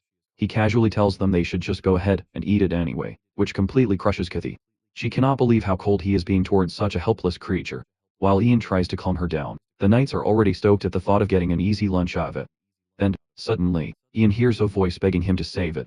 He immediately tells the others to hold up for a moment before carefully picking up the raven, only to realize that the creature is desperately pleading for help. Ian begins speaking to the raven and quickly notices that, even though the bird cannot understand his words, he can somehow understand the raven perfectly. He realizes that the Maroonius language does not work properly here, possibly because the creature lacks enough mystery for the magic to connect completely. He tries concentrating harder, but the raven keeps panicking and repeating itself over and over again until Ian finally snaps. He angrily tells it to shut up because he is already going to save it, and does not need to hear the same desperate plea 100 more times. The raven instantly goes silent. Ian thinks that even if the crow cannot understand his language properly, it definitely knows how to read the room and stay quiet. The knights stare at him in disbelief, because the mage is casually speaking to a crow as if it were another human being. Ian explains that the raven is begging him for help, and Kathy becomes overjoyed, because now her beloved crow is going to survive. She beams happily, and says she knew from the beginning that the bird was special. Elder comments that the young lady seems capable of sensing mysteries in the same way Ian can, and Kathy becomes even happier hearing herself compared to him. Ian then carefully heals the crow's broken wing, and Kathy happily says that the injury should recover quickly now. After that, she asks what they are going to do with the bird, because if they simply return it to the hunters, it will just end up getting eaten anyway, and saving it would have meant nothing. Ian thinks quietly for a moment while looking into the crow's eyes, and the raven once again begs him not to abandon it because the humans around here are terrifying. Even though Ian thinks the creature is unbelievably annoying, he still sighs and places it on his shoulder. Kathy immediately asks if they are really taking it with them, and Ian replies that they are at least until its wing fully heals. Kathy lights up with excitement and insists that they need to give it a proper name. She throws out several suggestions, but Ian dislikes every single one of them, so eventually, he decides on the name Oberon. Kathy immediately loves it, and from that moment onward, the crow becomes known as Oberon. The bird proudly declares that they may now bask in the honor of serving him, and Ian instantly thinks that the crow is already becoming far too cheeky for its own good. Kathy then suggests that perhaps they should continue traveling together with the knights, because she has realized it would be much safer than wandering around alone as just the two of them. Ian thinks about her words carefully and realizes that she does have a point. Ordinary bandits would never dare attack a group protected by the Knights of Santiago. Still, he wonders whether it would even help them if the knights are not heading toward the same destination. Before he can think any further, Elder walks over and asks why they both look so worried. As he sits beside them, he explains that regardless of how talented he may be as a mage, traveling alone with a woman is still extremely dangerous. Because of that, he proposes a deal regarding a dangerous monster that has recently appeared within Count Katina's territory. Elder explains that while traveling there, the knights plan to hunt down a creature known as the Manticore, brutal magical beast infamous for slaughtering humans simply for pleasure. Surprisingly, Ian already recognizes the name, and asks whether Elder truly expects his help against something that dangerous. Elder quickly explains that they do not actually want to force him into combat and would never drag him into danger against his will, although if Ian voluntarily wishes to help them, nobody would stop him. Ian immediately refuses because he has no intention of risking his life against a horrifying monster like that. However, Elder quickly stops him, and clarifies that the real reason they need him is something entirely different. He explains that when the Order announced their intention to hunt the Manticore, a priest from Count Katina's territory practically forced a local mage to cooperate with them. Naturally, the mage became deeply offended by this treatment, and now the knights want Ian to smooth things over. Since Ian is also a mage, Elder believes his words would carry far more weight than anything the knights themselves could say. Ian considers the proposal carefully, and realizes that it is not actually a terrible arrangement. If all he has to do is calm down one irritated mage in exchange for protection, and an escort from an entire knightly order, it could be extremely useful for both him and Kathy. Eventually, he accepts the offer. Soon afterward, they continue their journey together, and Ian quickly realizes that traveling alongside the Knights of Santiago is surprisingly comfortable. The members of the Order are disciplined men with strong principles, and compared to the chaos he usually experiences, the journey becomes almost stress-free. Still, if he has one complaint, it is that nearly every single knight constantly tries to convert both him and Kathy to their religion. At first, the conversations are tolerable, but before long, the endless preaching becomes repetitive, exhausting, and irritating. Ian has no interest in abandoning his own beliefs simply because someone else insists upon it. Later that night at the campsite, Elder quietly sits beside him and comments that it is a shame. Ian immediately asks what he means by that.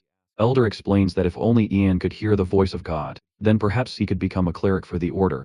He explains that clerics are essentially church mages who wield the mystery of faith itself. Ian thinks deeply about those words, and wonders if someone could truly speak to God, then perhaps he could finally ask about his strange status window, and the real reason he was reincarnated into this world in the first place. Curious now, he approaches Dietrich and asks if he can study their holy book as well. After some time, Dietrich patiently teaches Ian how to read passages from the Bible and even compliments him for being so open-minded toward their faith. However, Ian suddenly loses interest, and Dietrich notices the strange shift in his expression, asking what is wrong. Ian replies that Dietrich just complimented him a moment ago, yet Dietrich instantly becomes alarmed and insists that he never said anything at all. Confused, Ian swears that he clearly heard a voice speaking directly to him. That's when he suddenly realizes the voice didn't sound human in the slightest. Then, another strange voice whispers into his ears, calmly suggesting that perhaps the speaker isn't a being that could even be called human at all. Ian is left completely confused about what exactly is happening to him. He realizes that the voice speaking inside his head might actually be the one who brought him here, so he immediately shouts and demands an answer. He keeps piling on questions, asking this supposed creator about the status window, and why he was thrown into this world right after he had barely graduated. As his irritation keeps rising, a sudden gust of wind passes through, and just like that, it feels as if the mysterious creator has already left without responding. Our guy gets frustrated and starts going off, demanding that she come back and answer him properly. Meanwhile, the Santiago Knights struggle to hold him back as they practically beg him to calm down. A moment later, Ian suddenly gets an idea, and quickly flips through the Divine Book, hoping it might give him another chance to reach that voice again. As he continues reading, the status window suddenly appears with a notification informing him that he has acquired a new skill called Holy Arts. It states that this skill will allow him to communicate with the creator of this world. Right after that, more notifications begin to flood in, telling him to show greater interest if he wants to satisfy the creator. Seeing all this, Ian begins to question whether the owner of that voice is truly the one who dragged him into this world and granted him this ability. The more he thinks about it, the more he feels like some kind of puppet being controlled and laughed at. He wants to rush things and confront her directly, but his holy arts level is still too low to start any real conversation. In the end, he gives up for now, deciding that he will have to uncover more mysteries and gather enough points to level up his holy arts. A few days pass during their journey, and at one point, a group of bandits tries to ambush them. The knights handle the weak amateurs without much trouble, and then check on Ian, asking if he is fine. Ian responds that he is safe and asks the elder if he is alright, since they were the ones actually doing all of the fighting. The elder laughs it off, and says that no matter how much of a geezer he turns into, he is still not going to lose to some amateur bandits. Ian takes the chance to ask him more about his past, bringing up that he heard the man used to be a mercenary. The elder admits it and says that even if he looks like an old man now, he was once a hotshot known all around. He explains that he had to start using the alias elder, because whenever people heard his real name, they would come after him just to gain attention and make a name for themselves. Hearing this, Ian starts wondering if the man really was that famous. After the bandits are taken care of, one of the knights reports to the elder, and informs him that the road ahead splits into two paths. He explains that the eastern path leads to the Count's castle, while the western path goes toward the Manticore area. The old man then tells Ian that the mage he mentioned lies somewhere near the Manticore area, and points in that direction, telling him to hurry. Ian stops the group for a moment, and suggests to Kathy that they should first go meet the mage before heading to the Count's place. Lucy immediately refuses, and says she will go alone instead. Ian gets concerned and asks if she will be alright on her own. She smiles and responds that she is not a child, and she is confident that the eastern path will take her straight to her uncle's place. She waves goodbye, and leaves without hesitation. Watching her go so casually makes Ian uneasy, as he wonders if she will really be fine. He then decides to deal with the mage as quickly as possible so he can check on her before anything goes wrong. The old man asks the boy why his sister left without him. Ian simply replies that he will catch up to her soon and quickly shifts the topic back to the mage. The old man leans over Ian's shoulder and asks if he is mentally prepared to face what is coming. He tries to scare him by explaining how dangerous mages can be and adds that the one they are about to meet is already upset because of the order. Ian questions why the knights are the ones cleaning up the order's mess, and the old man casually replies that they are paid a heavy amount for it. That answer makes Ian realize why all the knights are wearing such shiny and expensive armor. Then, the old man shows a bit of sympathy and reassures him that since Ian is also a mage, the other mage might calm down once she sees his face. Ian starts wondering what kind of person she might be, since this will be his first time meeting a mage other than his master. Meanwhile, the female mage named Moni Campbell, who looks more like an unpleasant witch, is seen stirring a pot of soup. The scene shifts back to some time earlier, when the Order approached her, and asked for her magic to help capture the Manticore. The Order behaved rudely, and told her to feel grateful since the forest was under their control. This attitude makes Moni angry, and instead, she offers them a chance to try her cooking if they want her help. She uses the horrible smell of her soup to scare them off, and it ends up working. As the story shifts back to the present, the knights and Ian arrive close to the witch's place. The elder informs him that the mage they are about to meet is Moni Campbell and introduces her as a well-known plant sorcerer. He continues by explaining that she can control plants freely, and is even capable of brewing extremely deadly poisons from them. The elder then adds that the real reason they came here is to obtain her poison, which they need in order to hunt down the Manticore. Just then, a terrible smell spreads through the air, making the knights quickly cover their noses in disgust.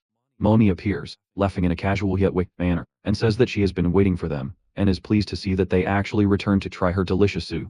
She presents them with a bowl of her chicken garlic soup that smells awful and is clearly dangerous. The knights keep their noses covered while reluctantly holding the foul-smelling bowls in their hands. When the elder tries to explain that they did not come here to test her strength through such a dish, Moni responds that her rare meal is made from the finest ingredients she personally harvested. She then tells them that they are free to leave if they do not wish to accept her hospitality and taste her cooking. While the knights struggle and even start vomiting from the smell and taste, Ian casually drinks the soup in large gulps, finishing one bowl after another without hesitation. Apparently, he ends up liking the taste so much that he cannot stop himself from eating more of it, which makes Moni grow concerned as she watches him keep devouring her poisonous-looking dish without slowing down at all. When Ian calmly tells the lady mage that it actually tastes good, Moni finds it hard to believe what she is hearing. Ian goes on to mention that he really likes the amount of garlic she added into the soup, and continues eating it without any hesitation. Moni and the knight start getting uneasy at this sight, and she quickly steps closer to him. Insisting that she's seen enough. She admits that in her 40 years as a plant sorcerer, she's never encountered anyone quite this ridiculous. Then, she looks him in the eye and directly asks for his name. As soon as Ian reveals who he is, Manny is visibly startled and rushes to confirm if he's truly the apprentice of the legendary pyromancer, Alatif. She immediately apologizes for her earlier behavior and, desperate to save face, quickly whips up a luxurious feast for him and the knights. Ian still low-key prefers the chicken soup, but he decides to just roll with it instead of making a scene. Manny then shifts into a more serious tone, asking if they were actually planning to hunt the manticore. She warns them that it's a suicide mission, reminding them how the winged beast has already slaughtered several hunters previously sent by Count Karena. The old man responds that he's more than ready for the job. Seeing his confidence, the witch asks if he's ever actually taken down a manticore before. The old man nods, replying that he has, but it was a long time ago, back in his prime.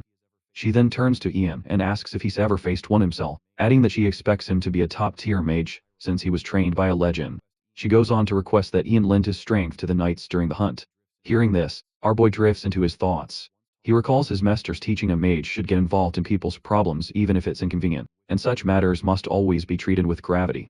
As he reflects on those words, Ian feels like there's no real reason for him to go out of his way to hunt a dangerous winged lion. However, the thought of refusing the request and having rumors spread through the Mage Circle makes him hesitate. The Mage Circle is an organization formed to regulate the use of the mysteries, and Ian doesn't want to ruin his reputation there. He worries that declining might piss off his master or lead to other mages ghosting him when he actually needs help later. Seeing that he has no other choice, Ian agrees to join the hunt. The next day, he travels with Manny and the knights toward the forest, all while hoping Kathy will be okay on her own. While he's thinking about Kathy, his pet crow, Baran, returns with intel. He's located the winged lion and points out its exact location. When Ian reports this to the old man, the veteran is impressed by how Ian uses crows for scouting on the fly. Ian has managed to get Oberon accustomed to human speech, allowing them to communicate directly. As they close in, the leader of the Santiago Knights feels a strange pressure in the air, and goes on high alert. Ian then asks if the old man can try to persuade the manticore, since it's technically a monster. The old man has no idea how to respond, while Manny immediately shuts the idea down. She says the winged lion isn't something you can just reason with.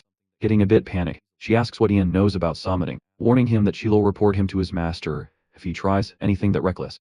Ian briefly wonders if he should be getting some praise for his efforts instead of a lecture. Just then, one of the knights points ahead. They've finally encountered the beast. Everyone freezes like statues, not daring to move a muscle. Our boy tells the others not to twitch, and to stay close to him. Just then, Dietrich walks up to the old man and reports that the poison weapons are ready, handing over arrows coated in deadly liquid. The knight leader orders his men to fire, and a volley of arrows whistles past him. Meanwhile, Ian watches the situation unfold in silence.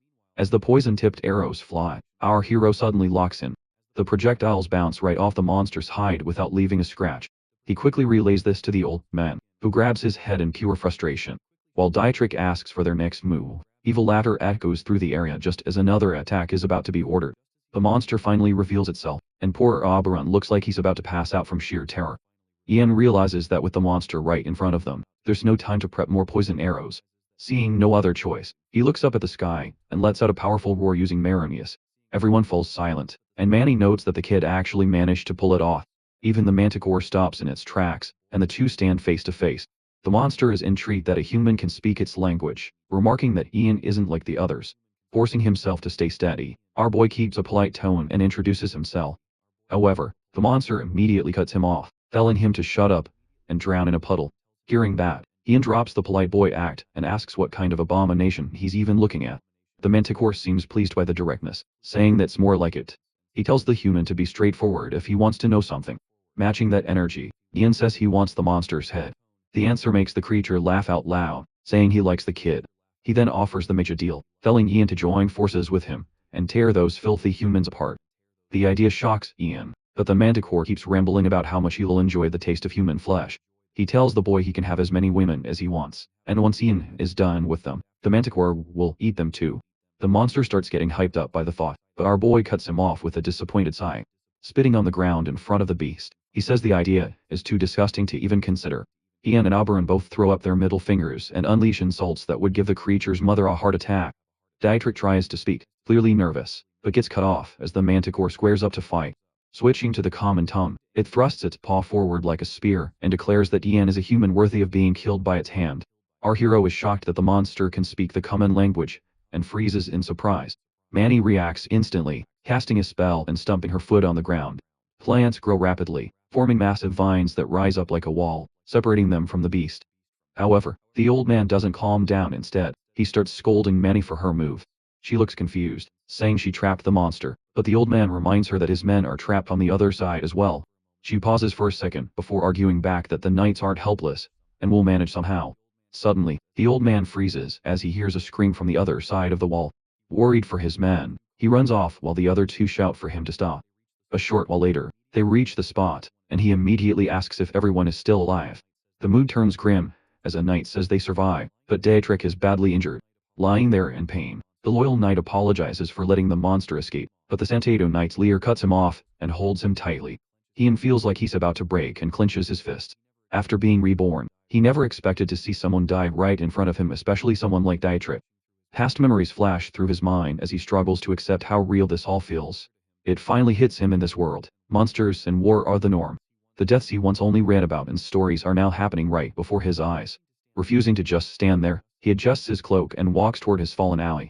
Kneeling beside him, he asks Dietrich if he remembers what he was taught during Bible study, that if someone truly believes and prays with sincerity, the heavens will find a way. The words bring tears to the knight's eyes as he whispers yes.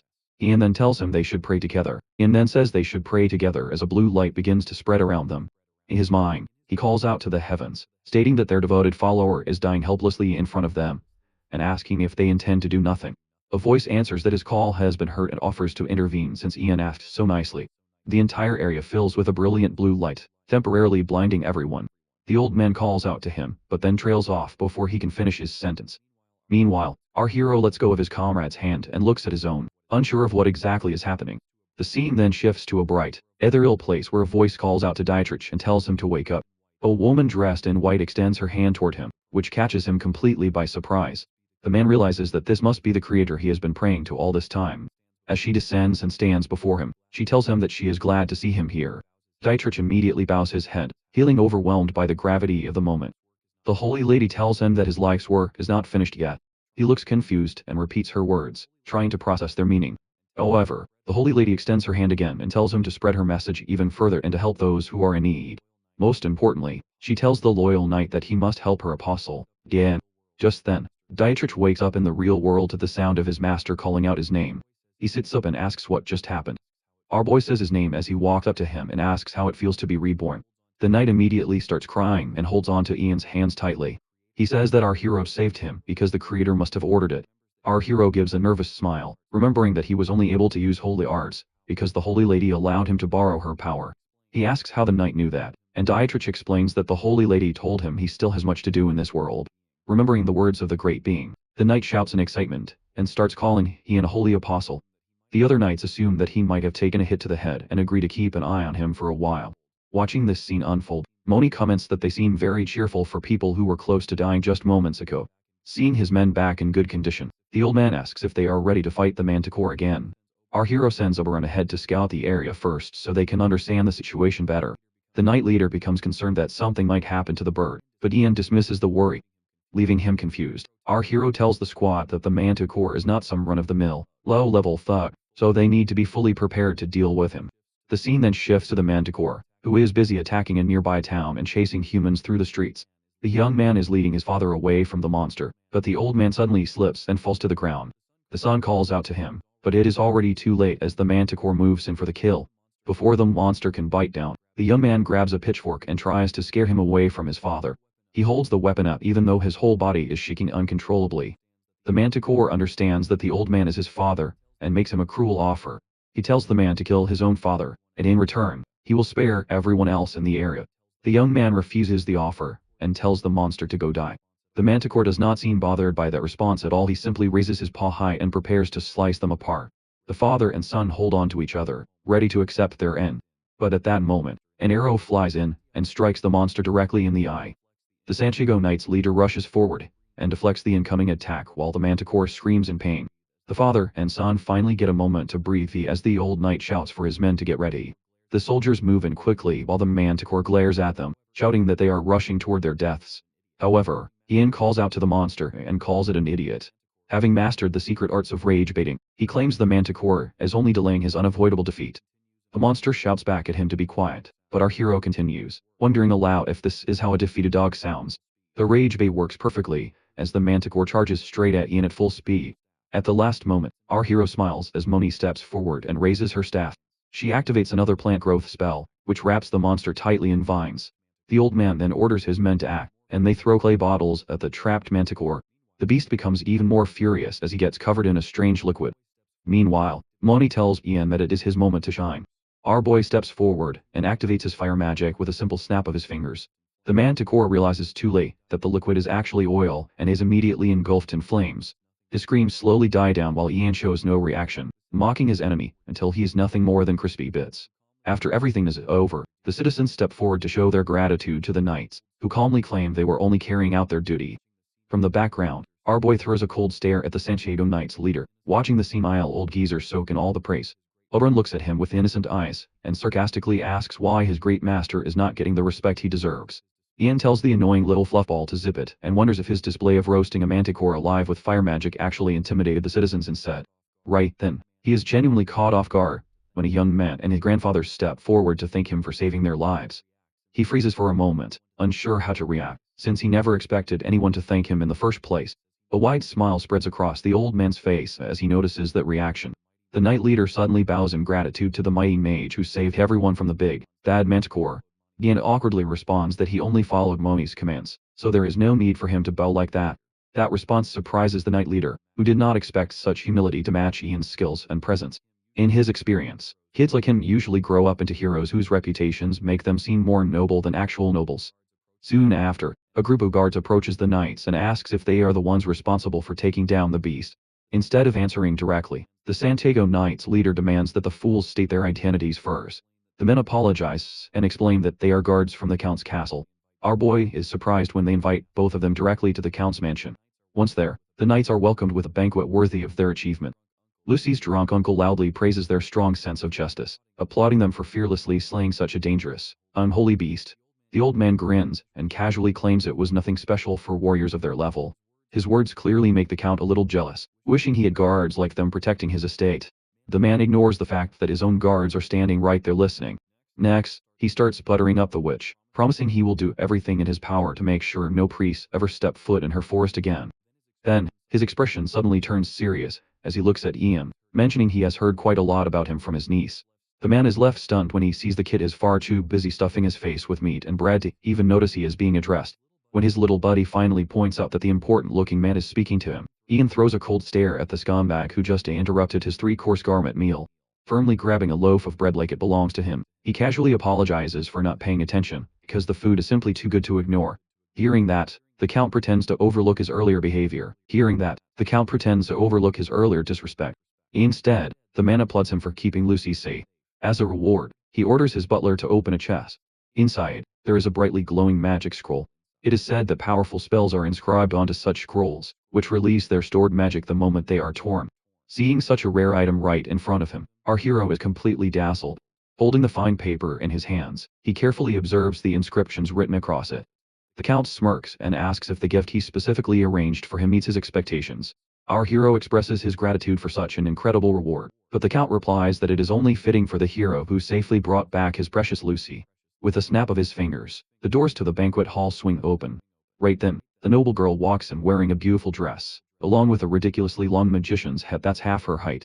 That goofy-ass hat nearly makes our guy joke as he struggles to hold back his laughter. As Lucy takes a seat beside her uncle, Ian wonders where she even found such a ridiculous cosplay piece. Shyly locking eyes with her hero, Lucy softly asks how he has been. After watching the way the two look at each other for just a second, the Knight's leader teasingly reminds him that he once called her his sister. Judging from her expression, she clearly sees him as something more than that. Moving forward, the Count offers a proposal to our magician. He wants Ian to accompany Lucy on her mission to take revenge on the bastards who hurt her. The Count firmly requests that he join his men to ensure the mission's success. Our boy quickly realizes that the magic scroll was not exactly a free reward. It was clearly bait meant to pressure him into accepting the offer. Still, a mage's role of casting spells from the backline is not too dangerous, so he is not completely against the idea. On top of that, if things go well, he could earn a hefty reward from Lucy and her uncle. Staying humbled as always, he agrees if they believe a lowly mage like him can be of help, then he will join them. 3 days later, everyone, including Lucy, gathers outside the Count's mansion. Lucy explains that the Count is busy with preparations, but he will give them a grand welcome once they return. The Santiago Knight's leader simply smiles and says he is looking forward to it. Meanwhile, our boy feels annoyed that their squad lost several capable men, all thanks to the Count shamelessly bribing them away with his treasures. Right then, the old man suddenly thanks him for sticking by his side the entire time. He promises that he has a surprise waiting for him when he visits Trafar Island. Seeing him confused by the unfamiliar name, the leader explains that it is a floating island in the Coral Sea, and the locals will welcome him warmly if he mentions the name Salvador. Surprised, Ian asks if Salvador is actually his name. Deciding it is finally time to reveal it, the elder calmly states that his name is Salvador and he hails from the Orcas family. While Ian does not immediately grasp the importance, Lucy instantly recognizes the name Salvador of the White Wolves. The old man lets out a humble, amused laugh at his old title.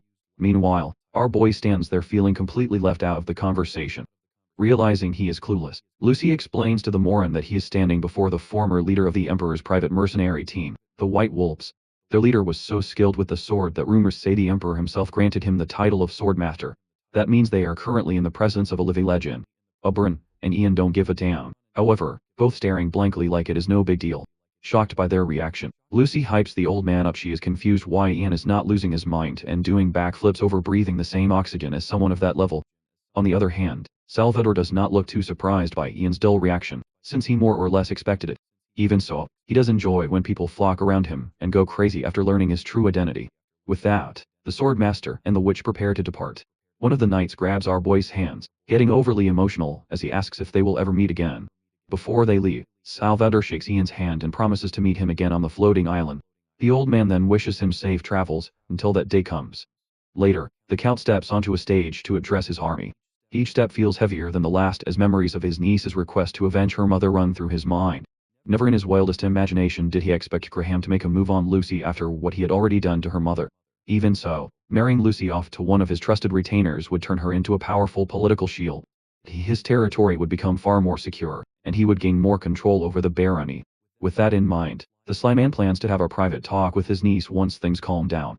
After that, the Count delivers a powerful speech, firing up his soldiers to put an end to the injustice and crimes carried out by Graham. Later that night, the knights set up camp. Some of them, including Lucy, are genuinely confused. I wonder if he hit his head somewhere along the way, they think. Instead of cooking food, he is just sitting there boiling his spoon. The noble girl tries not to judge, and wonders if he comes from some poor place where spoons are a delicacy. A few knights in the distance start spreading rumors that the Master Mage is a psycho who drinks spoon soup.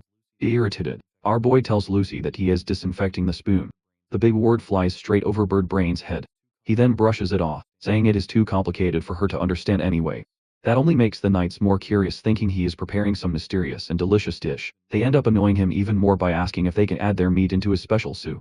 After dinner, Lucy admits she has been thinking about something for a while, but she is still unsure. When he asks what she means, she reminds him about the reward she promised earlier. The noble girl looks completely lost when deciding what to give him, saying he is probably tired of receiving gold coins all the time. The broke guy is left speechless, but he lets her continue talking about a reward she believes is truly worthy of someone like him.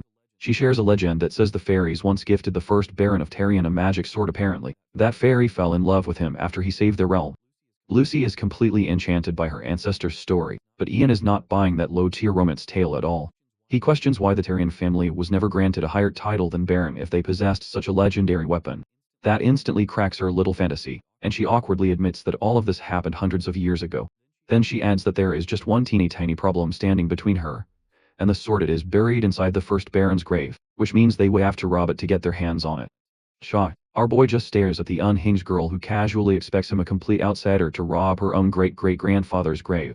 Even then, He asks if she is really fine with giving away such a priceless family treasure, since her family could clearly use it to strengthen their barony's reputation.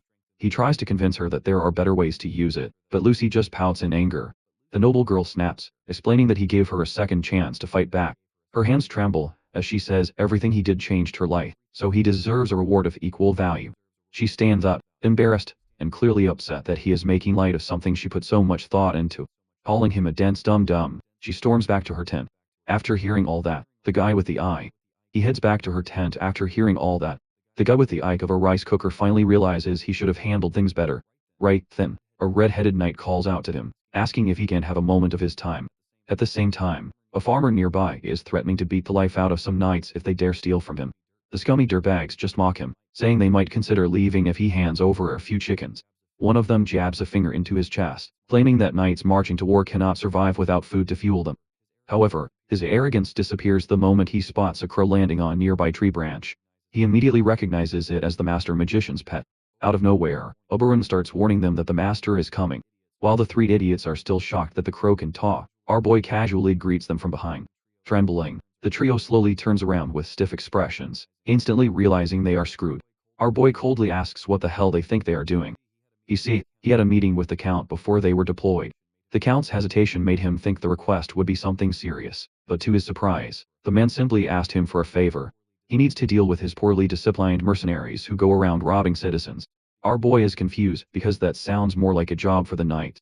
The Count lets out a deep sigh and explains that the knights and mercenaries are too close, they are brothers in arms, so they cover up each other's crimes.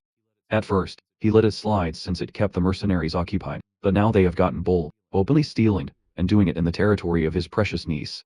He quietly judges the uncle who begged him that night to give them a warning, hoping it would straighten them out. Now standing under his stabbing gaze, the three knights huddle up like conjoined twins. He declares that it is time these stray mutts who dig through trash pay the price for stealing from their own people. The three wet their pants when our master mage says he will cancel their life subscription to set an example. By the next morning, news of his warning spreads everywhere. The mercenaries are so shaken that they refuse to even step outside. His actions make the Count and his niece happy, relieved that their people can finally feel safe. However, the red-haired knight has bad news. He calls for a direct meeting with the Count to point out a serious flaw in their strategy. The soldier bluntly states that, in their current condition, they are nothing more than prey for Grime's army. Surprised, our boy asks if he really believes that, even with 400 trained soldiers on their side. The knight repeats that they are no longer soldiers, they are harmless prey. He explains that earlier, their men used to pillage Grime's territories. During raids, their constant looting and oppression would push the citizens to protest against Grime, keeping his forces distracted. But ever since they stopped harassing the civilians under Ian's pressure, the situation has flipped completely. The townsfolk are now calm, there is no unrest, and everything is stable. That means Grime can focus entirely on gathering his forces in the background, putting them at a massive disadvantage. On top of that, ever since the troops were put in line by our master mage's punishment, their morale has taken a serious hit. Hearing all this, our protagonist realizes they are stuck in a pretty bad situation. The grim update gives the Count a splitting headache as he struggles to come up with any kind of solution. Running out of options, he turns to our hero for help.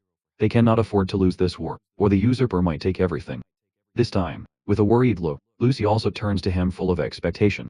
Even under that pressure, he calmly argues that the situation is not completely hopeless when he's around. His reassuring words instantly lift their spirits, making both uncle and niece eager to hear the master speak. At the same time, the soldiers standing behind the red-haired knight glare at him like he just slapped their mom. A suspicious duo clearly does not trust his overconfident attitude and looks like they are plotting something on the side. The next morning, our boy heads to a farmer's house. The farmer starts yelling at the visitor, and his annoying crow, who keeps making noise outside his door. The moment he opens this, our boy steps right into his face with a dead-eyed stare that scares the life out of him. In a strong voice, he demands to know if the man owns the wheat field. Confused and annoyed, the farmer snaps back, asking him to reveal his identity first. A nearby knight quickly introduces him as the apprentice of the master mage Aladith, Lord Ian. That instantly drains the color from the farmer's face, who realizes he just insulted a lord. He immediately drops to the ground, pressing his fat mug into the dirt while begging Lord Ian to forgive his ignorance. With the stage set, our protagonist smoothly moves to the next step of his plan. He declares that the crops are already doomed, leaving the poor farmer desperate for an explanation. Slamming his staff hard into the ground, he roars that the curse of the first Baron of Tarion has befallen his wheat. Fully committing to the act, he lowers his voice and explains that the curse strikes any land that was taken from the rightful owner. Thinking his entire livelihood is about to vanish, the farmer desperately begs for a solution, or at least something he can do. Right then, Our boy tells him to quiet down. He suddenly acts like he senses something, and his eyes widen in shock, like he's receiving a divine doom from heaven. Raising his hands dramatically, he declares that the heavens have revealed the only way to lift the curse. If the rightful heir, Lucy Terran, becomes the Baron, the first Baron's anger will finally be put to rest. With that message delivered, he and the knights quickly leave the scene, claiming he has detected another curse nearby. The farmer nearly wets himself as our boy leaves, dropping a final warning that the entire land will turn barren under Grime the usurper's rule. After repeating that same act a few more times in different places, rumors about the curse spread like wildfire among the people. Soon enough, the common folk begin protesting, demanding that Grime step down, and let Lucy take the crown so they can be saved from the so-called curse. At the same time, his galaxy brain strategy also boosts the army's shattered morale. However, some of the more suspicious soldiers on the inside do not look happy about any of this. Late here that evening, they take their complaints directly to the Count. Confused by their strange attitude, the Count demands to know what exactly has them so worked up. The soldiers argue that their master mage played dirty by spreading rumors about their homeland being cursed.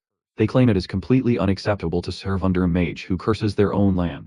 Baffled by these absolute idiots, our boy asks if they are seriously dumb enough to believe the nonsense he made up right in front of them. The Morans still push back, saying his shady tactics are exactly why they cannot trust him. At that moment, he realizes his plan backfired. The moment he told one lie, they started treating everything he says like another lie. He lets out a tired sigh, already fed up with the brain-dead complaints these clowns keep throwing at him. At the same time, he understands that the knights are the backbone of their army, so they cannot simply be ignored. One look at the Count's troubled face confirms that the man knows he has to meet their demands to keep their trust. Deciding to make things easier for him, our boy takes the initiative and steps forward. If they do not want an untrustworthy mage around, then he has no problem leaving on his own. The knights are left frustrated, clearly not expecting him to make that move. But then he hits them with another blow. He makes it clear that they should not come crawling back to him for help later, because if he walks away now, he is not coming back.